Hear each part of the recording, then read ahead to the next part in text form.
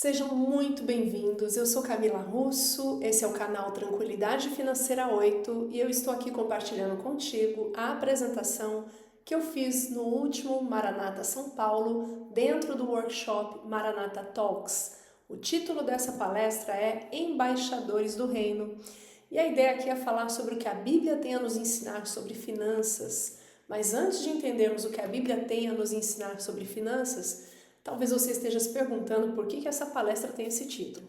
Bom, é porque isso tem a ver com identidade. Porque lá em 2 Coríntios nós lemos assim: pois em Cristo Deus estava reconciliando consigo o mundo e Ele nos deu esta mensagem maravilhosa de reconciliação. Agora, portanto, somos embaixadores de Cristo. Deus faz o seu apelo por nosso intermédio. Nós somos embaixadores, isso tem a ver com identidade, isso tem a ver com propósito. Mas o que é um embaixador? O embaixador é alguém que representa oficialmente o seu país no exterior. Embora vivendo em terras estrangeiras, a sua identidade, seus valores, linguagem e modo de vida mostram que ele pertence a outra pátria. Por que não pensar também que as suas finanças, a forma como ele gere as suas finanças, olhando para a nossa realidade como cristãos, embaixadores de Cristo, embaixadores do reino, por que não imaginar que também devemos ter uma gestão financeira que aponte para a verdade de que nós aguardamos uma outra pátria, a pátria celestial? Também Jesus, lá em Mateus capítulo 5, versos 14 e 16, ele diz, vocês são a luz do mundo, assim brilhe também a luz de vocês diante dos outros, para que vejam as boas obras que vocês fazem e glorifiquem o Pai de vocês que está nos céus. O nosso chamado é para iluminar o mundo. Iluminar com a forma como nós lidamos, modo de vida, valores, identidade, linguagem e, por que não dizer, também com as nossas finanças. E a pergunta que nós vamos fazer agora é: como glorificar a Deus através das finanças? Bom, para glorificar a Deus através das finanças, primeiro eu preciso ter sabedoria financeira. Vamos fazer uma diferenciação entre o que é inteligência financeira e sabedoria financeira? Inteligência financeira tem a ver com conhecer e saber usar conceitos, técnicas, ferramentas a fim de viver com mais dinheiro. Inteligência financeira tem a ver com viver com mais dinheiro, saber lidar com instrumentos, ferramentas, técnicas a fim de viver com mais dinheiro. Sabedoria financeira vai além. Sabedoria financeira tem a ver com ser capaz de fazer escolhas que trarão bem-estar, ainda que seja com menos dinheiro. Então perceba essa diferença importante. Inteligência financeira, mais dinheiro. Sabedoria financeira, mais bem-estar. E só fazendo aqui um pequeno parêntese. É importante investir em inteligência financeira? Claro que é. Cursos, livros, aquilo que nós pudermos estudar a fim de fazer escolhas melhores que produzirão mais resultado financeiro, mais dinheiro ao final das contas, isso tudo é muito bem-vindo. Agora, nada disso vai valer se nós não tivermos sabedoria financeira. E onde nós encontramos sabedoria financeira? Nós encontramos na palavra de Deus. Conhecendo a Deus. Olha esse texto de Provérbios 9, 10. Para ser sábio é preciso primeiro temer a Deus, o Senhor. Se você conhece o Deus Santo, então você tem compreensão das coisas. Texto maravilhoso. Então nossa proposta aqui é estudar sobre sabedoria financeira. E para tanto nós vamos usar a Bíblia como nosso guia. Bom, para glorificar a Deus através das finanças, eu preciso saber o que o dinheiro é. E como a gente está agora partindo do pressuposto de que estamos buscando sabedoria financeira, nós vamos entender o que o dinheiro é a partir da Bíblia, ok? Poderia trazer vários textos, mas eu quis destacar esse aqui de Eclesiastes, capítulo 10, verso 19, que na nova tradução na linguagem de hoje diz assim: as festas ajudam a gente a se divertir e o vinho ajuda a gente a se alegrar, mas sem dinheiro não se pode ter nenhuma coisa nem outra. Bom, a partir desse texto, eu chego à seguinte conclusão: dinheiro é importante. A Bíblia não menospreza a utilidade do dinheiro. O dinheiro compra facilidades, É com ele que pagamos pelas coisas.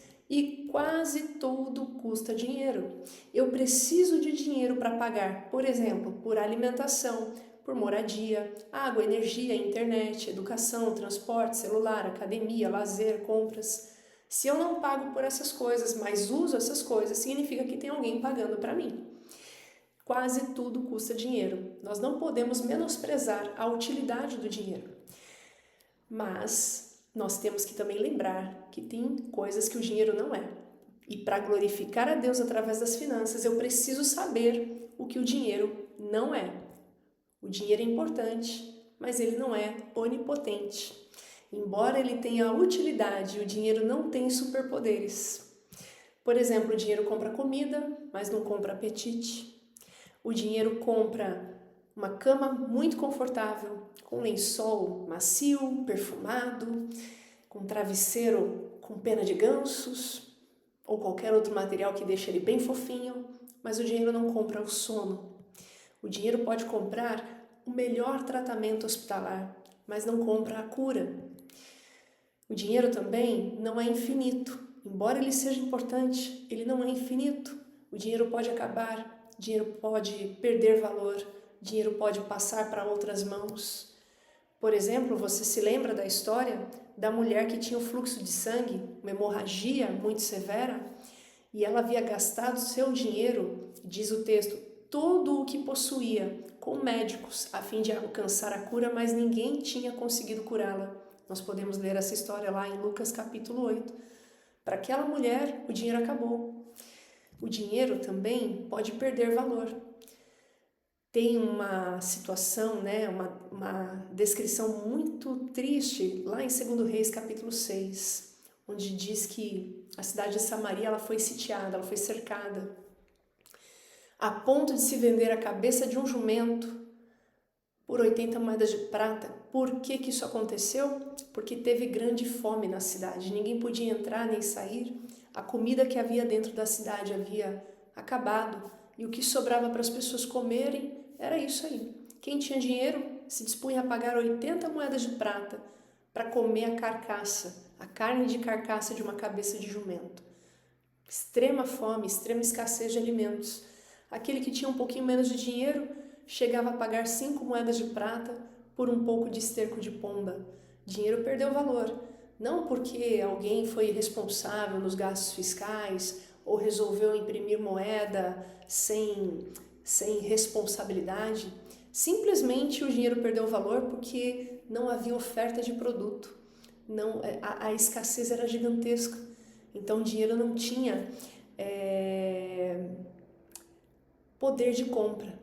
Por mais dinheiro que as pessoas tivessem, o pouco que tinha, eram muitas pessoas disputando por aquilo. Então, o dinheiro sim pode perder valor, o dinheiro sim pode acabar, como nós vimos no exemplo anterior, e o dinheiro sim pode passar para outras mãos. Nós temos, por exemplo, aqui o caso do servo que devolveu ao seu senhor apenas o único talento que havia recebido e, deixando o seu senhor extremamente desapontado, ele foi demitido, porque diz o texto, tirem o dinheiro deste servo e deem ao que tem 10 talentos. Veja, aquele servo tinha acabado de perder o emprego. E muitas vezes nós depositamos a nossa paz financeira, pensando, agora eu tenho um emprego que eu tanto queria, com um bom salário, mas nós não podemos esquecer que esse emprego pode passar para outra pessoa e junto com o emprego que passa para outra pessoa, também o salário daquele emprego vai para as mãos de outra pessoa. Então vamos recapitular? Dinheiro é importante? Sim, mas ele não é onipotente, ele não tem superpoderes. Dinheiro é importante? Sim, mas ele não é infinito. Ele pode acabar, ele pode perder valor, ele pode passar para outras mãos. Enfim, dinheiro é importante, mas não é Deus. E muitas pessoas se perdem porque depositam no dinheiro a sua confiança. A confiança que deveria estar somente em Deus. Olha esse texto de Mateus capítulo 6, 24. Jesus lá no Sermão da Montanha diz assim, ninguém pode servir a 2 senhores, pois odiará um e amará o outro, será dedicado a um e desprezará o outro. Vocês não podem servir a Deus e ao dinheiro. Que texto tremendo! Jesus está nos lembrando aqui que nós temos uma facilidade muito grande de permitir que o dinheiro ocupe o trono do nosso coração. Mas isso não deveria acontecer. E é justamente porque muitas pessoas não entendem essa verdade que acabam se perdendo. Uma dessas pessoas foi Judas. Olha só, ele aceitou entregar Jesus, trair Jesus por causa de 30 moedas de prata. E isso me ensina uma outra verdade. O dinheiro precisa estar no bolso, o dinheiro precisa estar na carteira, mas não deve estar no coração. Quando o dinheiro está no coração, bastam alguns trocados, como foi o caso de Judas, bastam alguns trocados para fazê-lo balançar. Muito bem, agora o que a gente já entendeu, o que é sabedoria financeira, o que o dinheiro é e o que o dinheiro não é, nós vamos seguir então, entendendo que para glorificar a Deus através das finanças, preciso ser guiado pela palavra. Para glorificar a Deus através das finanças, eu preciso ser guiado pela palavra. E eu poderia trazer aqui vários textos bíblicos, mas falando especialmente para jovens que estão no início e podem desde já decidir fazer as coisas do jeito certo, eu preciso ressaltar esse texto de Provérbios 21, capítulo 20. O homem sensato tem o suficiente para viver na riqueza e na fartura, mas o insensato não, porque gasta tudo o que ganha. Entenda esse texto aqui comigo. Não está dizendo que é o homem endinheirado, o homem rico que tem o suficiente para viver na riqueza e na fartura, mas é o homem sábio, o homem sensato. Isso me ensina que gastar menos do que ganha tem a ver com sabedoria, tem a ver com administrar de forma adequada aquilo que se ganha. Tem a ver muito mais com como eu administro do que com quanto eu ganho. Não depende tanto de quanto eu ganho. Se dependesse disso, bastaria ser muito rico para ser sempre muito bem equilibrado. E nós sabemos que existem pessoas que ganham muito bem e ainda assim gastam tudo e até estão endividadas, com as finanças desequilibradas. De acordo com o texto bíblico, portanto, gastar menos do que ganha não tem tanto a ver com quanto a pessoa ganha, mas com como ela administra o quanto ganha. Sim, existem pessoas que ganham muito pouco, até ao ponto de não terem o suficiente para colocar o pão sobre a mesa. Esses casos são os casos que precisam de assistência social, né? Vamos lá, vamos nos reunir como igreja, vamos ajudar aquela família porque ela está passando necessidade. Se não é esse o meu e o seu caso, cabe para nós o texto de Provérbios 21, 20. Temos que ter sabedoria para gastar menos do que ganhamos e termos então o suficiente para viver na riqueza e na fartura. Veja que na riqueza e na fartura, isso aqui, ao longo do tempo, é uma questão de construção de patrimônio, né? Não é que agora eu gastei menos do que eu ganho e já estou rico, mas eu estou no caminho da fartura. Vamos avançando aqui. Trouxe 3 exemplos para nós avaliarmos, né? Desses 3 exemplos, temos o mais econômico e temos o mais sábio. O mais econômico é aquele que, numericamente falando, faz sobrar mais no final das contas, né? Depois de descontar as despesas, gastos pessoais, as suas economias somam um valor maior. Mas não necessariamente ele é o mais sensato, o mais sábio na administração das suas finanças. Porque lembra, sabedoria financeira, diferente de inteligência financeira, que fala sobre ter mais dinheiro ao final, sabedoria financeira fala sobre ter mais bem-estar ao final. E esse bem-estar, querido jovem, é o bem-estar presente, é o bem-estar futuro. E no nosso caso aqui como embaixadores, é o bem-estar eterno. Sabedoria financeira tem a ver com bem-estar presente, futuro e eterno. Nós não estamos aqui para viver só o aqui e agora. Também não estamos aqui só para viver o amanhã. Nós não queremos ficar aqui porque esse mundo aqui, ele tem data e hora marcada para acabar. Nós não sabemos quando vai ser, o Senhor sabe. Mas, enquanto vivemos aqui, nós temos que viver pensando também na eternidade. É para isso que para esse propósito que nós guiamos a nossa vida. E por que não falar que também guiamos as nossas finanças? Esse primeiro camarada, né, do quadro, Por que ele é mais sábio entre todos? Porque ele é um fiel dizimista, ele é um fiel ofertante, ele contribui com as despesas da casa, como fazem todos os outros, né? Só que ele, diferente dos outros, ele investe nos seus estudos, no seu aprimoramento, tem os seus gastos pessoais de maneira equilibrada e ao final ele tem as suas economias. A moça aqui no segundo exemplo, ela é uma fiel dizimista? Sim, porém nas ofertas, ela oferta de forma, como que eu vou dizer aqui? Não planejada, tá? Depois eu vou explicar isso melhor. Contribui para as despesas? Sim, só que ela não investe nada nos estudos e os seus gastos pessoais são muito elevados. Ela não deixa nada para economizar. O terceiro exemplo, né? Ele economiza bastante, só que à custa de não ser um fiel dizimista, não ser ofertante. E mesmo seus gastos pessoais e o fato de ele não investir nada em estudos, demonstra que ele não está ali cuidando muito bem da sua estrutura, seja a sua estrutura de relacionamentos, cuidados pessoais, especialmente também a sua estrutura de carreira, né? Sua qualificação profissional. Falando especificamente sobre a fidelidade nos dízimos, né? Nós temos lá, por exemplo, Provérbios capítulo 3, verso 9, que diz: honra o Senhor com os teus bens e com os primeiros frutos de toda a tua renda. Fidelidade, ela tem a ver com ser fiel no pouco, para que então eu possa ser fiel no muito. E a importância que damos para o dinheiro diz muito sobre a importância que damos para Deus. Então, primeiro Deus, em todas as áreas da nossa vida e, por que não, também na hora de gerir o nosso orçamento, na hora de destinar para onde irão os nossos recursos. Dizer, Senhor, se eu estou ganhando esse salário, se eu tive a alegria de passar no processo seletivo, ser admitido em um estágio, ser efetivado em um cargo, ser promovido, o que quer que seja, isso vai me trazer um benefício financeiro, isso é consequência de uma bênção que o Senhor trouxe para a minha vida. Então quero ser grato, quero ser fiel e demonstrar isso através dos dízimos e das ofertas. Ofertas, minha sugestão é que você pense em praticar uma oferta percentual.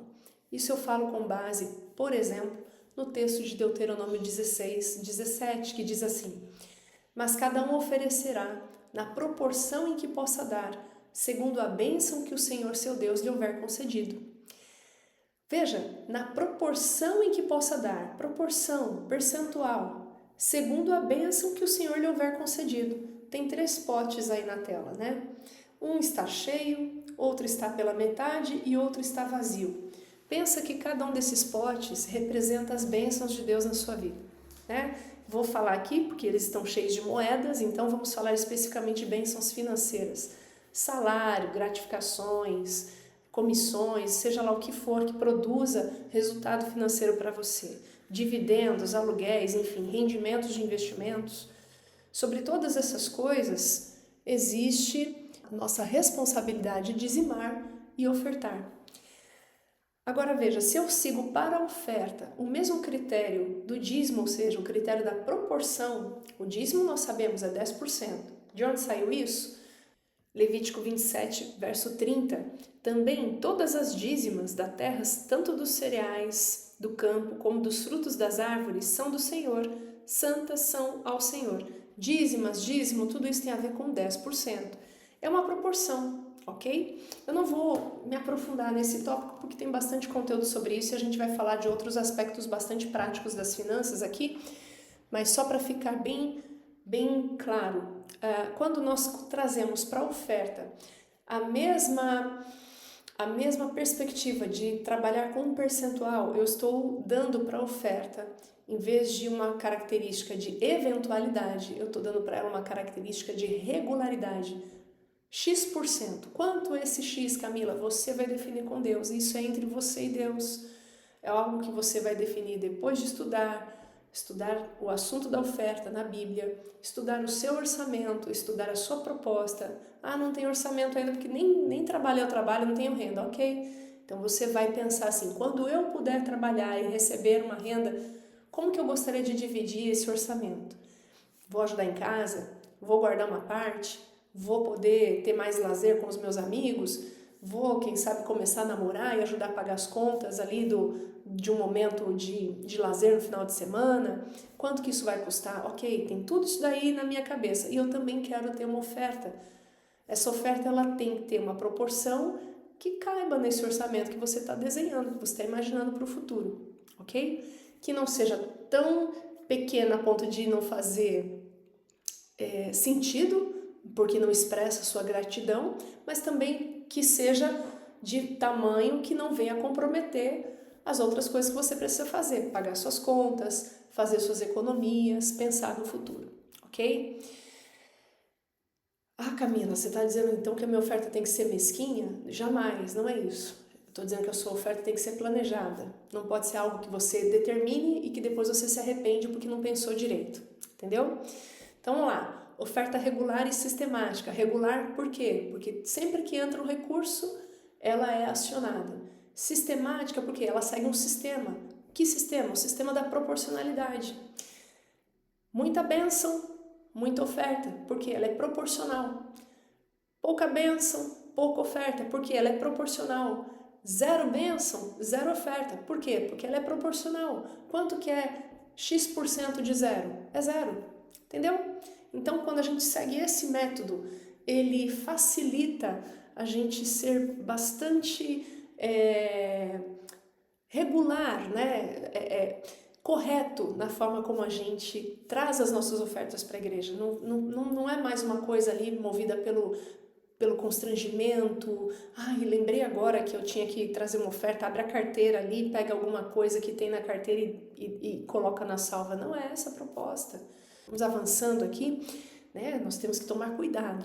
Olha só o que Jesus falou para um rapaz que chegou para ele falando: Senhor, manda que meu irmão divida comigo a herança. E Jesus falou assim para ele: cuidado, né? Depois de dizer: quem que me constituiu juiz entre você e seu irmão? E ó, presta atenção, guardem-se, né, de todo tipo de ganância. A vida de uma pessoa não é definida pela quantidade de seus bens. E depois de falar isso, Jesus contou a parábola de um homem que teve aquela colheita abundante. Em vez de compartilhar, porque Deus havia transbordado bênçãos na vida dele, ele tinha muito mais do que precisava. Em vez de compartilhar, ele resolveu reter para si. Quando a gente fala sobre oferta regular e sistemática, isso foi um alerta que até um rapaz, ao final de uma das palestras que eu fiz, ele me colocou essa ponderação. Eu falei: muito obrigada, eu vou incorporar isso na palestra para alertar. Ele disse assim: Camila, legal esse aspecto da oferta percentual, mas às vezes eu tenho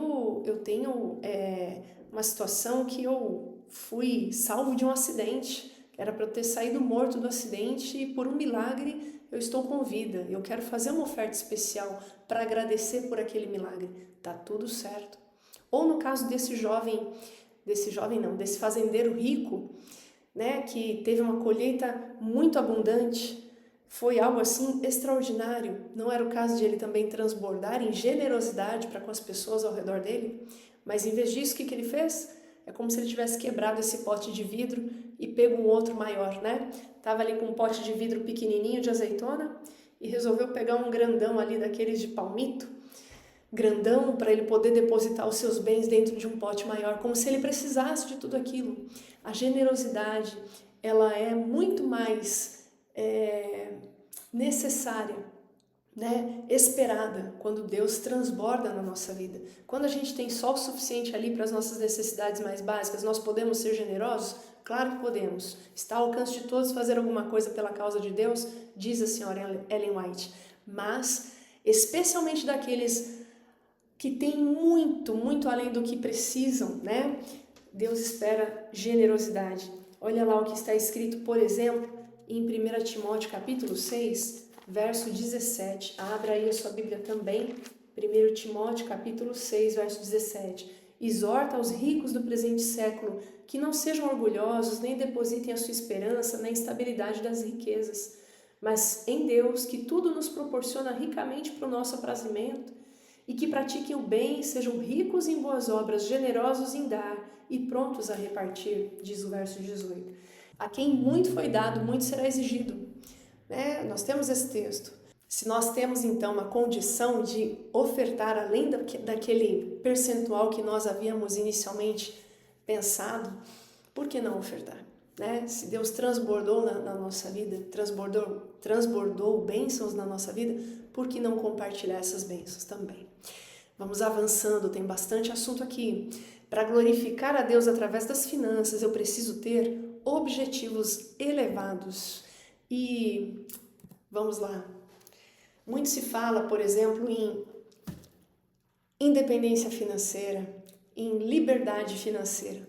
Objetivos que falam sobre chegar a acumular uma quantidade tal de patrimônio que permitam no futuro viver de renda ou, se não for possível ainda viver de renda, né, a renda que esse patrimônio produz, que seja pelo menos suficiente para poder, né, por exemplo, tirar um período sabático, tirar um período aí para se dedicar a trabalho voluntário, ou ter a liberdade de parar de trabalhar por um tempo para se dedicar exclusivamente aos filhos, ou fazer uma viagem para aumentar o repertório aí de experiências, ou, enfim, liberdade para mudar de emprego, quem sabe mudar de carreira, começar um negócio novo. Todas essas alternativas, elas têm a ver com juntar uma quantidade tal de patrimônio para poder dar esse passo. E tá tudo certo.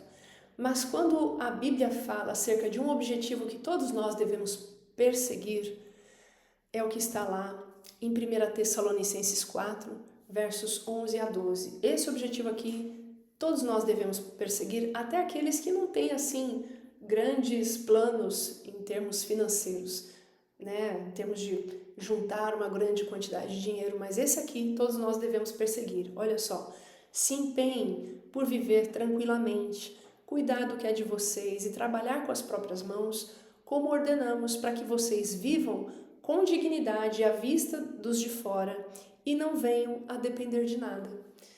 Vamos destrinchar um pouquinho desse texto, esse texto aqui? Se empenham por viver tranquilamente. Então, tranquilidade financeira.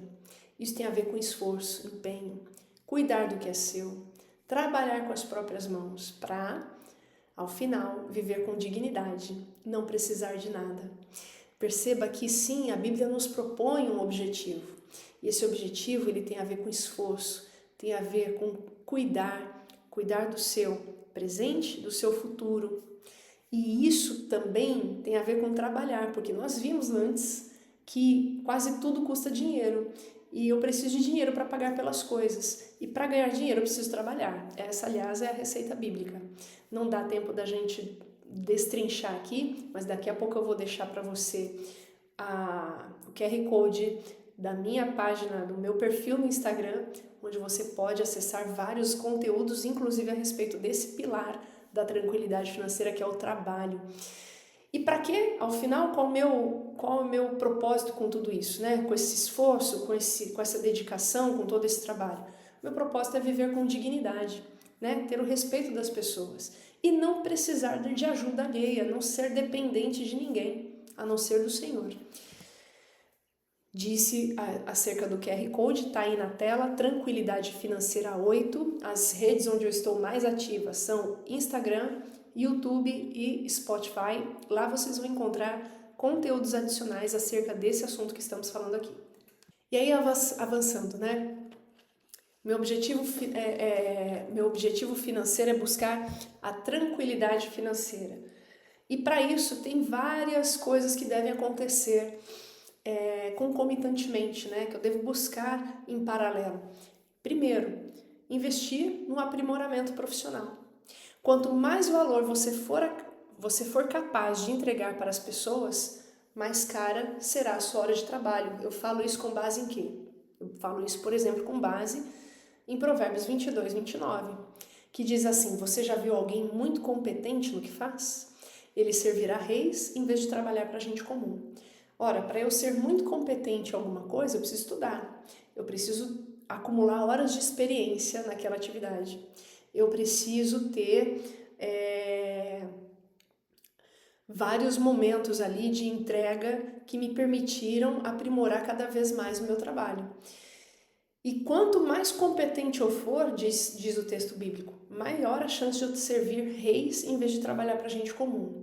Quem serve reis cobra mais. Quem serve gente comum está ali se estapeando com vários outros concorrentes. Então, quanto mais competentes nós pudermos nos tornar, mais cara será a nossa hora de trabalho. Claro, existem aqueles que dizem, não faça faculdade, não invista em graduação, porque isso já é perda de tempo hoje em dia. Eu particularmente não sou, eu não acredito nessa linha de argumentação, porque na minha vida pessoal, meu esposo igualmente, nós temos hoje uma boa renda, muito em função de termos uma boa qualificação. Ao passo que você tem uma boa qualificação, você já se destaca da média. Estatisticamente falando, eu não posso dizer que não faz diferença investir em graduação. Olha aqui. Aqui é a renda média de quem tem ensino superior completo ou equivalente. Ganha o dobro, mais do que o dobro, de quem não completou a graduação, não completou o ensino superior. E muito mais ainda em relação a quem sequer completou o ensino fundamental. Então, sim, ensino é importante. Quanto mais competente você for, quanto mais qualificado você for, mais valorizada será a sua hora de trabalho e, consequentemente, você vai ganhar mais.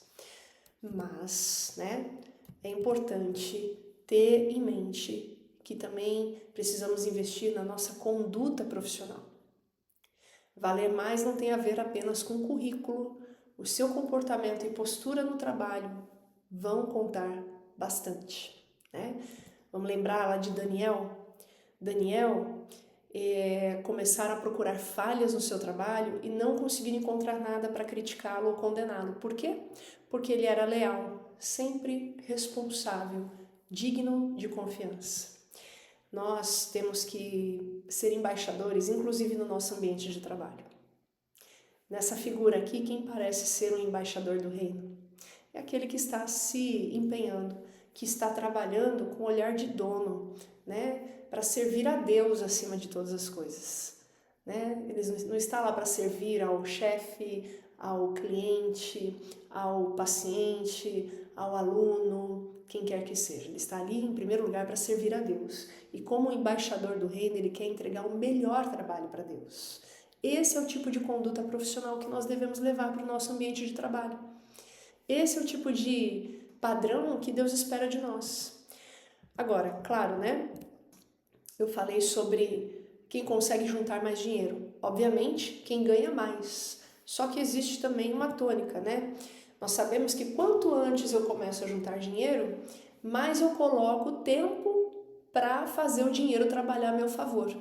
Será que isso é suficiente para compensar o fato de uma pessoa ganhar um salário menor? Vamos lá. Eu preciso te convencer, querido jovem, que você tem que investir na sua educação, na sua qualificação profissional, ok? E para isso eu trouxe aqui um exemplo. O primeiro caso, ele está começando aos 20 anos, ele está poupando e investindo 10% de um salário de R$2.000. De onde saiu esse salário de R$2.000? Saiu daqui, dessa média do IBGE, que diz que jovens de 18 a 24 anos ganham, em média, R$2.041, esse dado do primeiro trimestre de 2026, tá? Rendimento médio mensal das pessoas, conforme essa divulgação do IBGE agora no primeiro trimestre de 2026. Olhando por faixa etária, R$2.041, R$2.000 é um número adequado para quem está entre os 18 e os 24 anos. Bom, ela está aqui, esse outro exemplo, com 24 anos. E aí ela consegue economizar e investir 10% de um salário de R$4.000.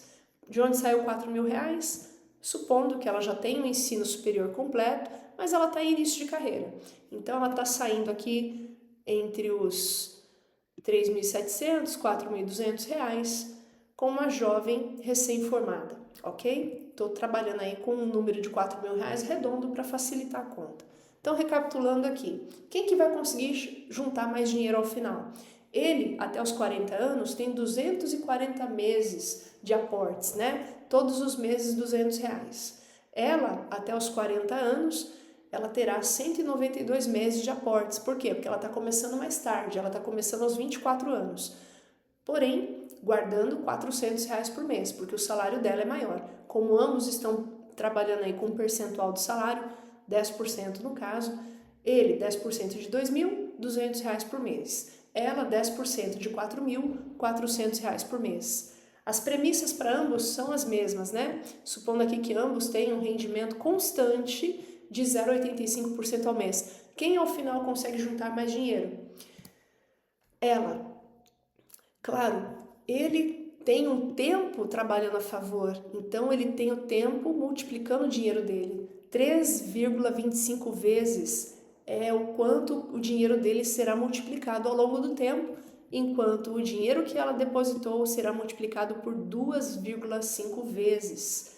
Ela pôs mais capital porque ela colocou 192 vezes R$ 400, dá 76.800. Ele colocou 240 vezes R$ 200, que deu 48.000. O tempo trabalhou a favor dele? Sim, mas como o capital que ele investiu foi menor, ao final desse tempo, ao completar 40 anos, ele terá R$ 156.000.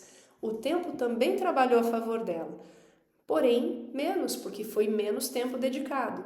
Mas como o aporte dela era maior, ela ao final terá acumulado R$ 192.000. E se eles continuarem nesse ritmo, ele depositando 200 e ela 400, a distância entre eles vai ser maior ainda. Por quê? Porque o aporte dela é maior. E esse aporte é maior por quê? Porque ela ganha mais. Então, querido jovem, você precisa investir em ser competente e ter uma conduta profissional que ao final te farão ganhar mais. Ah, Camila, mas eu ouvi dizer que eu preciso começar cedo. Sim, você precisa começar cedo. Mas às vezes esse começar cedo pode ser adiado por um pouco de tempo para você ter mais qualificação e poder ganhar mais e começar melhor, ok? Vamos avançando então. O embaixador do reino também investe no seu casamento. Sim, antes de casar é preciso haver preparo financeiro, meu querido jovem. Pular essa etapa pode ser causa de muita desavença depois. Olha esse texto de Provérbios 24, 27 que diz assim: não construa sua casa, nem forme o seu lar, até que as suas plantações estejam prontas e você esteja certo de que pode ganhar a vida. Ganhar a vida é ser capaz de se manter. Antes de formar um lar, é preciso ter condições de sustentar um lar. Muitos casais recém-casados, eles acabam enfrentando dificuldades porque não têm condições de sustentar um lar. Casaram sem preparo financeiro e acabam casando ou dependendo de ajuda de pai e mãe, sogra e sogra, ou dependendo de dívidas. Isso acaba trazendo depois dificuldade para o casamento. Então, ponderem essa questão, né? E tanto isso é verdade que olha só, está lá em Gênesis 2, 24. É por isso que o homem deixa o seu pai e a sua mãe para se unir com a sua mulher e os dois se tornam uma só pessoa. Veja, uma só pessoa. Mas para que eles sejam uma só pessoa, eles precisam deixar pai e mãe. Isso tem a ver com autonomia financeira. Essa uma só pessoa que eles formam tem autonomia financeira? Os dois juntos conseguem se manter sem depender de ajuda de pai e mãe e sogro e sogra? Porque quem casa sem condições de se manter, bancar as próprias contas, casa sem deixar pai e mãe, sogro e sogra. Significa que vez após vez, se não todos os meses, vai ter que ficar recorrendo a ajuda, suporte. E isso pode não ser nada agradável para uma família que está ali se formando, que ainda está juntando suas histórias e tem tanto pela frente. Começar sem autonomia financeira pode ser causa aí, como eu disse, de muita desavença. E por isso eu sugiro fortemente que você use seu tempo de namoro, seu tempo de noivado, para conversar pelo menos sobre essas 7 coisas sobre dinheiro. Acerta isso antes de casar. Padrão de vida, que é padrão de vida, Camila? Padrão de vida são um conjunto de escolhas que produzem gastos. Então, por exemplo, você vai escolher morar num determinado bairro. Ah, porque esse bairro é mais perto do trabalho dele ou do trabalho dela. Ok. Ah, não, porque esse bairro é mais perto dos pais dela e quando nós tivermos filhos eles vão ajudar a cuidar. Ok. Mas assim, quanto custa morar? Quanto custa um aluguel ou comprar uma casa? Quanto custa viver nesse bairro? Ele tem mobilidade para se deslocar até o trabalho? Ou eu vou precisar depender de comprar um carro? Quanto custa ter esse carro? Quanto que vai custar de combustível? Enfim, começa a rascunhar um orçamento. Se tiver muita dificuldade nisso, pede uma ajudinha ali para a inteligência artificial, para o chat GPT, para o Gemini, mas começa a rascunhar quanto que seria um orçamento razoável para uma família de 2 pessoas, sem filhos, vivendo num bairro tal, com tais e tais estilos de vida. Né? E aí nesse exercício vocês vão poder conversar sobre as preferências dele, sobre as preferências dela, e conversar sobre economias, aí o outro assunto, né? Economia mensal, quantos por cento nós vamos poupar por mês? E nisso, se ela disser, eu não consigo guardar dinheiro nenhum, eu gasto tudo com vestido e sapato, meu dinheiro está todo investido, né? Investido, não investido. Percebe a diferença? Acontece. E você está disposto a carregar esse piano sozinho? Pode ser o contrário, pode ser que ele seja um gastão e ela seja econômica. Você está disposta a carregar esse piano sozinha? Tudo isso precisa ser conversado antes. Um assunto sobre o qual quase ninguém conversa e é importantíssimo: fidelidade nos dízimos e nas ofertas. Você, embaixador, você é um rapaz cristão, você é uma moça cristã. Você é fiel nos dízimos e nas ofertas. Está pensando em casar com alguém que você está namorando, que está noivando. Já conversou sobre dízimos e ofertas com ele ou com ela?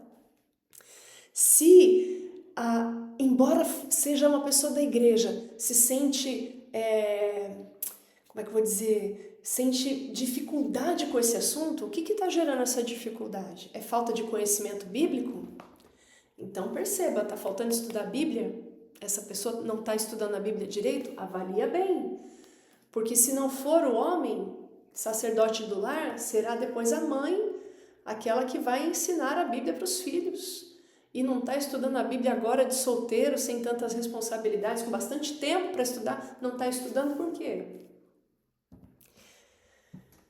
Sabe muito bem sobre a questão do dízimo e da oferta, mas não dizima nem oferta. Não é fiel, apesar de saber que deveria ser. Você sinceramente acha que essa pessoa que está disposta a abrir mão de princípios de fidelidade em relação a Deus não estaria disposto a abrir mão de princípios de fidelidade em relação a você na aliança do matrimônio? Então, pensa. Assunto para conversar quando? Lá no namoro, lá no noivado, antes de casar. Não é assunto para se resolver depois. Claro, Camila, eu sou um jovem, mas já estou casado e casei fora da igreja. Aí nesse caso, você vai buscar a conversão do seu cônjuge, tá bem? Agora, não, Camila, eu casei dentro da igreja, mas eu descobri depois que meu cônjuge não digere bem esse assunto. Eu sou fiel, ele não, ou ela não. Ora também, tá bem? Mas se você ainda é solteiro, tá namorando, tá noivado, ou não tem nem namorado nem noivo, quando tiver, conversa sobre isso aqui, tá? Resolve isso antes, e se perceber que é um assunto de embate, pensa bem. Se essa pessoa está disposta a ser infiel a Deus nos dízimos, nas ofertas, o que garante que ela não esteja disposta também a ser infiel na aliança do casamento? Filhos, né? Quantos filhos nós vamos ter? Quem que vai cuidar desses filhos? Se não tiver rede de apoio, vai deixar numa creche? Não quero deixar em creche. Quero que até os primeiros 4, 5 anos eu possa cuidar. Tá bem, quem é que vai abrir mão da carreira então para poder cuidar? Tudo isso tem impacto financeiro, tem que ser conversado antes. E se você perceber resistência, tem que conversar antes. Não é uma coisa para resolver depois, na maternidade, entendeu? Carreira, casa própria, finanças juntas ou separadas. Lembra o texto que a gente leu lá em Gênesis 2? O homem deixa seu pai e sua mãe e se une à sua esposa e os dois se tornam uma só pessoa, uma só carne. Você acha que isso aqui só tem a ver com união física? Eu creio que sim, tem a ver com união física, mas também tem a ver com união de propósitos, de projetos e, por que não dizer, de finanças. Existem situações jurídicas, vamos dizer assim, que indicam separação de bens, né? No contrato de casamento. Às vezes pode acontecer de um ou outro ter empresas e não querer misturar as responsabilidades das empresas com os bens pessoais. E aí casa em separação de bens, é uma questão jurídica. Ok, mas na hora de decidir, de resolver sobre investimentos, sobre gastos da casa, sobre padrão de vida, sobre onde os filhos vão estudar, tudo isso daí pode ser e deve ser em conjunto, porque os dois se uniram para serem uma só pessoa. 5 em cada 10 casais brigam por causa de dinheiro. E o principal motivo dessas brigas é gastar mais do que ganham. Isso tem a ver com padrão de vida. Coisas, tantas e tantas coisas que poderiam ser facilmente resolvidas, mas que deixam, as pessoas vão empurrando com a barriga. E se os casais de namorados, noivos ou mesmo solteiros estão ali trocando ideia, começassem a conversar, a entender como que funciona a cabeça do outro sobre esse assunto, muita desavença poderia ser evitada. Pensa assim, casamento é uma sociedade para a vida toda. Então procure alguém que esteja disposto a somar com você, em vez de dividir. Por fim, invista no seu futuro. Trabalhe para ganhar dinheiro, então reserve uma parte para investir e colocar o dinheiro para trabalhar para você. Lembra, quanto mais tempo você dá para o dinheiro trabalhar para você, mais ele devolve, tá?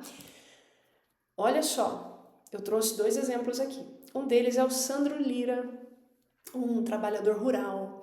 Ganhou destaque no noticiário porque em 2023 ele comprou um carro 0 km, pagando à vista com 73 mil moedas de R$1.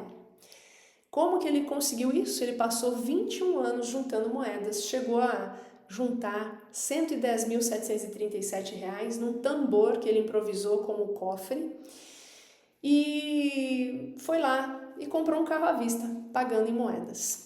Bom, se a gente fizer uma continha aqui, né, em 21 anos cabe 252 meses, isso daria então uma média de R$439 por mês.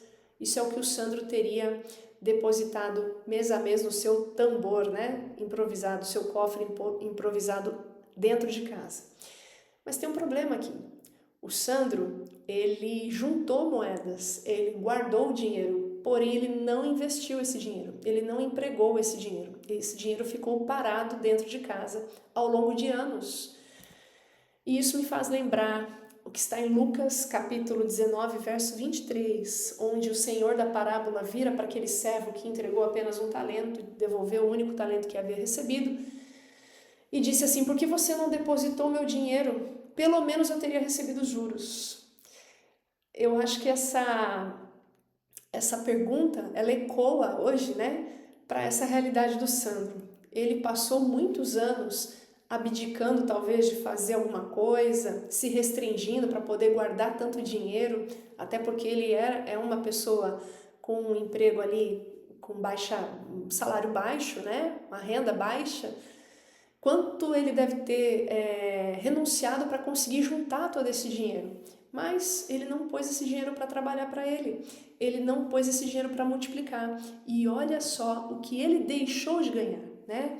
Se ele tivesse aplicado o dinheiro na caderneta de poupança, ele teria o dobro. Um pouquinho mais do que o dobro. E se ele tivesse aplicado esse dinheiro numa aplicação de renda fixa, vamos supor que rendesse aqui 90% do CDI, ao longo do tempo, né, tem aqui o quanto rendeu tanto o CDI como a poupança, ele teria acumulado quase 3 vezes o valor que ele havia juntado. E detalhe, né, a poupança que devolveria o dobro para ele, na verdade, praticamente só empataria com a inflação, que é aqui representada pela linha cinza do gráfico. Então veja, o Sandro, ele, por não ter colocado dinheiro para multiplicar, Ele perdeu não apenas a oportunidade de ganhar, perdeu tempo, porque 21 anos é bastante tempo para pôr o dinheiro para trabalhar. Jovem, o ativo que você mais valioso que você tem agora é o tempo a seu favor. Eu brinquei, né, em uma das palestras, eu falei, há poucos anos atrás, faltavam 40 anos para eu completar 60. Hoje só faltam 15. E por que poucos anos atrás, Camila? Porque passa muito rápido, de verdade, passa muito rápido. Então, jovem, aproveita o tempo que você tem a seu favor. Né? Seja econômico, mas não apenas seja econômico, coloca o dinheiro para trabalhar para você. Aproveita o tempo que você tem para colocar o dinheiro para trabalhar para você. E quando eu falo aproveita o tempo que você tem, eu não estou falando das suas horas ociosas, eu estou falando sobre os seus anos à frente, né? Ah, Camila, hoje eu tô com 18. Então pensa assim, quando você completar 40, de 18 para 40, são 22 anos de tempo. É mais ou menos aí a realidade do Sandro. A diferença é que ele só guardou dinheiro, ele não investiu. Então aproveita o tempo que eu estou dizendo é para você colocar o dinheiro para trabalhar para você e deixar acontecer a composição, né, juros sobre juros. Isso aí faz diferença no futuro. Agora, olha esse texto de Provérbios 23, verso 4. Não se desgaste tentando ficar rico. Tenha discernimento para saber quando parar. Olha só, discernimento. De novo, a gente está falando aqui não sobre inteligência financeira. Inteligência financeira é importante para o Sandro aqui, faltou inteligência financeira. Lembrando que inteligência financeira tem a ver com mais dinheiro. Mas o que a gente está falando aqui também é sobre sabedoria financeira. E a sabedoria financeira tem a ver com mais bem-estar. Vamos ver, por exemplo, o caso aqui do Ronald Reed. Ele era um zelador e atendente de posto de gasolina que acumulou 8 milhões de dólares de patrimônio ao longo da vida, mesmo tendo uma profissão tão humilde. Olha só o que ele fazia. Ele investia e reinvestia em ações. Comprava só ações de empresas de primeira linha, pagadoras de dividendos. Evitava setores que ele não entendia e então esperava por algumas décadas. Só que tem um detalhe, o Ronald, ele tinha uma vida extremamente humilde, extremamente simples. Ele não dava a entender, não transparecia que ele tinha uma fortuna, que ele era um milionário. Aliás, quando ele morreu, o testamento dele pegou a todos de surpresa, porque ele deixou 6 milhões para a biblioteca e o hospital da cidade e 2 milhões para enteados e amigos. Só que pela extrema simplicidade que ele levava, ninguém desconfiava que ele tivesse tanto dinheiro. E a pergunta que eu faço é, poxa vida, como que pode um senhor vivendo de uma forma tão restrita aceitar viver assim, tendo tanto dinheiro na bolsa, né? Tendo tanto dinheiro no seu patrimônio? Bom, eu fiz uma continha aqui para tentar estimar quanto que o Ronald teria quando ele completou 70 anos. E eu cheguei a uma estimativa de 1.560.000, tá? Dólares. Lembrando que ele morreu em 2014, tá bom? E todo o dinheiro dele estava aplicado em ações. Então eu peguei aqui o índice Standard & Poor's S&P 500, tá? O preço médio anual, quanto que esse preço médio fechou em 2014 e quanto que ele fechou em 1992, quando o Reed tinha completado 91 na verdade, 1991, quando ele completou 70 anos de idade. Então, fazendo uma continha aqui de trás para frente, eu cheguei à conclusão de que o patrimônio dele, se seguisse exatamente a variação do S&P 500, a carteira de investimento dele, né, do Reed, estaria valendo aí algo em torno de 1.560.000 dólares. E a pergunta é, será que daria para um camarada de 70 anos, viúvo, morando numa casa quitada, vivendo uma vida simples, será que daria para ele viver com conforto, sem grandes exageros, né? Sem grande luxo, mas também sem nenhuma privação, de forma moderada, mas melhor, com certeza muito melhor do que a vida que ele vinha levando? Será que daria para ele se dar esse luxo com 1.560.000 dólares no ano de 1991, quando ele completou 70 anos? A resposta é sim, né? Pedi ajuda aí para o meu amigo ChatGPT, simula para mim um orçamento de um americano na faixa dos 70 anos, em situação de classe média, modesta, nos Estados Unidos, com valores de hoje. E, bom, se o Reed tivesse uma carteira conservadora, geradora de renda, por exemplo, aplicando em títulos do Tesouro Americano, títulos de empresas com grau, né, de investimento, e ações, né, e ETFs aí pagadoras de dividendos, preservando ainda um caixa de 5% para que ele pudesse ter uma liquidez aí para pelo menos 2 anos e meio de despesas pagas, e que ele tivesse um retorno médio anual de 2% acima da inflação, isso aqui é o ganho real, ou seja, o ganho acima da inflação, resgatando apenas esses 2% acima da inflação, ou seja, tirando aí 31.200 por ano, o equivalente a 2.600 por mês, daria para o Ronald viver uma vida modesta, sem luxo, sem privações, mas ainda preservando o capital. O que isso significa? Que ele ainda levaria essa vida até morrer, e se ele vivesse, sei lá, até os 200 anos, que não é possível, mas enfim, ele teria ainda esse capital preservado para deixar para os seus herdeiros. Agora, vamos supor, não, Camila, vamos supor que ele queira resgatar, além do rendimento que dá acima da inflação, ele queira resgatar uma parte do capital para ele poder ter mais momentos de lazer, viajar mais, visitar parentes, visitar familiares, comer mais fora de casa, ter um plano de saúde melhor. Vamos supor que então a gente formate um orçamento um pouco mais confortável, né? Vamos dizer assim, um gasto um pouco maior. Mesmo assim, né, que ele gastasse o dobro, com as mesmas premissas, ele teria o suficiente para viver até os 105 anos de idade, uma vida confortável, com mais viagens, ainda sem luxo, mas consumindo. Aí não, aqui ele zerou o capital, né? Consumindo o capital ao final. Mas mesmo assim, esse capital daria até os 105 anos de idade. Ele morreu com 93, então daria com folga no caso dele. Por que então ele vivia como alguém que precisava contar moedas? Bom, isso me faz lembrar o que está lá em Eclesiastes 5, verso 10. Quem ama o dinheiro nunca terá o suficiente. Quem ama a riqueza nunca se fartará com o que ganha. Não faz sentido viver desse modo. Não faz sentido viver desse modo, quando a gente olha para o exemplo do Ronald, né? Uma pessoa ficar contando moedinhas tendo 8 milhões de patrimônio no banco. Ou, pensando lá na década de 70, 1.560.000 dólares. Bom, para glorificar a Deus através das finanças, partindo aqui para o final, eu preciso aceitar que o propósito dele para mim é que eu seja um missionário muito mais do que milionário. Deus tem um propósito para mim e para você. E o propósito dele para mim e para você é que nós sejamos missionários. Pode até ser que um de nós ou alguns de nós sejamos milionários, mas tudo isso se restringe às coisas aqui dessa terra. O que Deus quer para nós é a vida eterna. E que essa mensagem de salvação, ela chegue a pessoas através de nós, através dos recursos que ele colocou em nossas mãos.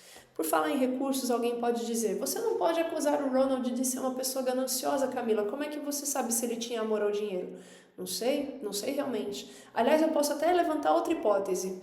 Eu posso dizer que ele estava tão empenhado em deixar um valor alto para o hospital da cidade, para a biblioteca da cidade e para os seus enteados, que ele pensou assim, eu vou levar uma vida extremamente simples, restrita, para deixar a maior quantidade possível de dinheiro para esses lugares, né? Para filantropia.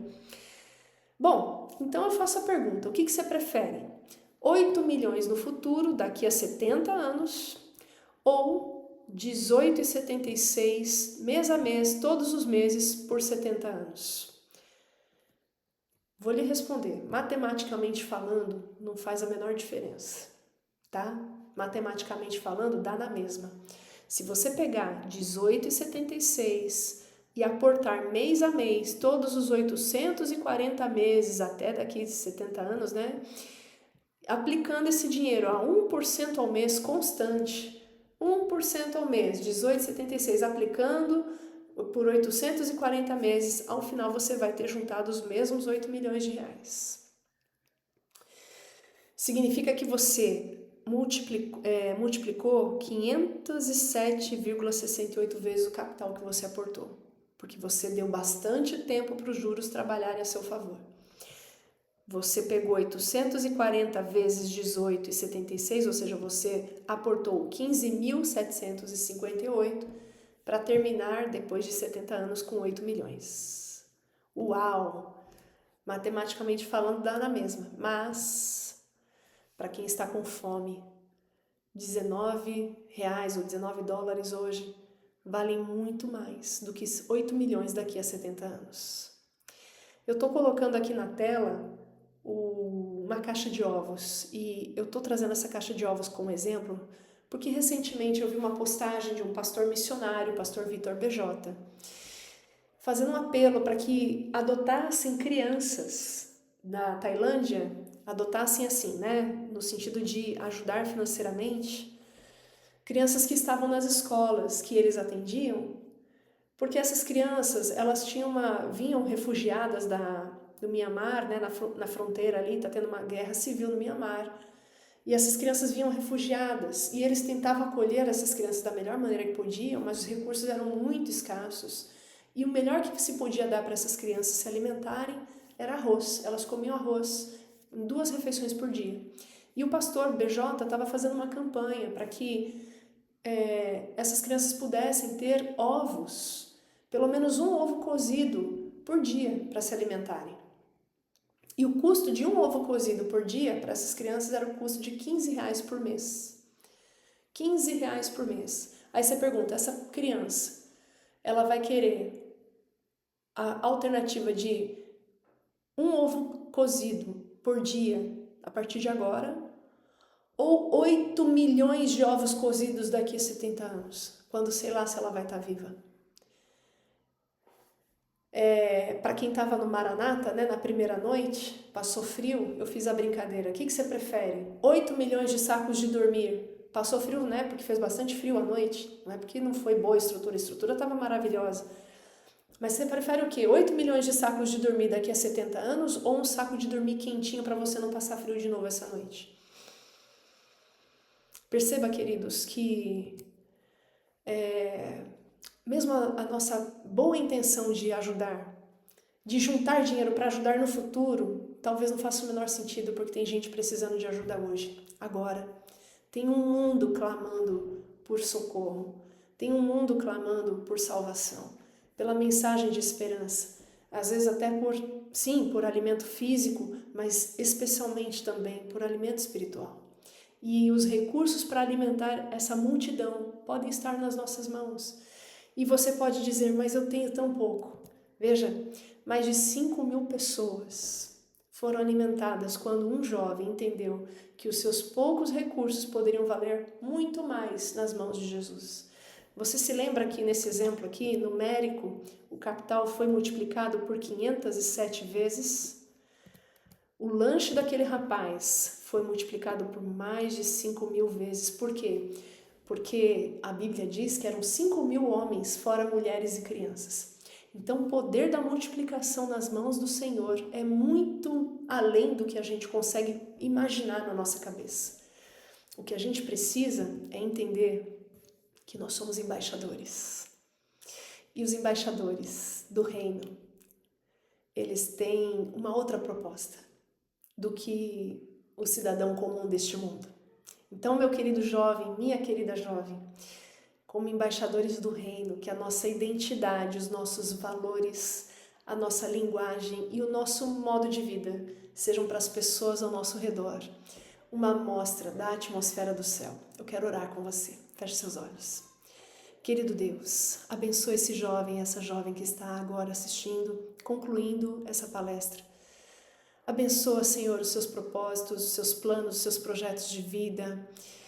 Abençoa, Senhor, a sua vida financeira, a sua vida profissional. Abençoa as suas escolhas que farão toda a diferença no seu futuro. Escolhas com relação a casamento, profissão. Querido Deus, visita esse jovem agora. Te peço, Senhor, que ele seja um embaixador, que ela seja uma embaixadora do reino. Em nome de Jesus, Senhor. Amém. Amém. Se você quiser acompanhar mais detalhes sobre o que a Bíblia tem a nos ensinar sobre finanças, não deixa de seguir a página Tranquilidade Financeira 8 no Instagram. Lá, semanalmente, eu trago conteúdos novos acerca do que a Bíblia tem a nos ensinar sobre sabedoria financeira. Um grande abraço, até a próxima!